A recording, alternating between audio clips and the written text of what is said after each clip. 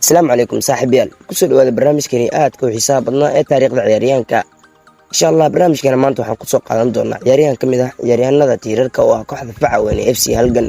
wiilkan ka hadlaya maaha qof kale balse waa daa'irka ku xeel dheer ugaarsiga difaacida ka soo horjeeda Usaame Xasan Warsame oo ku magac dheer magaca wacaanka ku yahay Usaame Oscar ku soo dhawaada muuqaalkeena maanta I got broads in Atlanta, switch to lean the family, credit cards and the scammers, hitting the licks. ugu horeyntiiba daa'irkan wax ka weydiiyay waqtigii uu ku soo biray kooxdan Facaweyn FC Halgan waxaanu igu jawaabay sida tan taariikhda kooxdu soo biray waxay tahay 2012 bishii November 2022 ciyaaryahankan ayaa wax ka weydiiyay dareenkiisa ku aadan kadib markii uu laba gool shabaqa ku hubsaday ciyaartii finalka ahayd ee kooxda kubadda cagta FC Halgan ugu guuleysatay koobkeedii ugu dambeeyay waxaana uu dareenkiisa ku cabiray sida tan wallahi dareenkii ma soo koobi karo wallahi nin dhan oo finaal oo lagu gool dhaliyay ma aan dareenkiisa ma soo koobi karo ciyaar dhan oo tahay inuu hor socdo koob la qaadayo inuu laba gool dhaliyo ma wax sahlan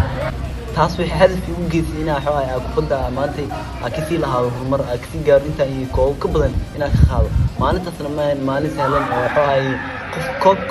qof walba wuxuu dagaalamay koobkan si uu qaado haddana ma noo xoogaa qof dareemi karto ma inuu man of the match ka noqdo ciyaartaas balse ilaa uu mahadceliyaa taas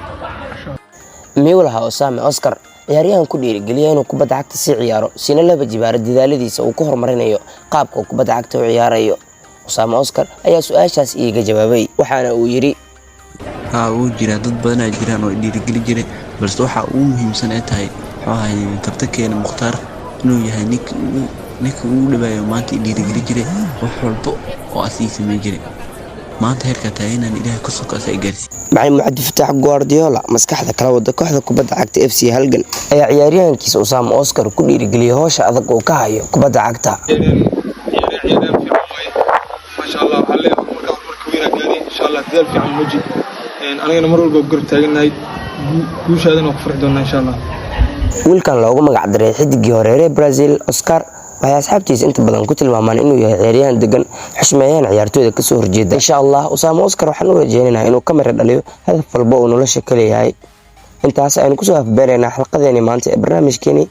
taariikhda ciyaaryahanka waxaynu balanaa muuqaalka xiga insha Allah I got broads in Atlanta, switch to lean the family, credit cards and the scammers, hitting the licks in the van, legacy.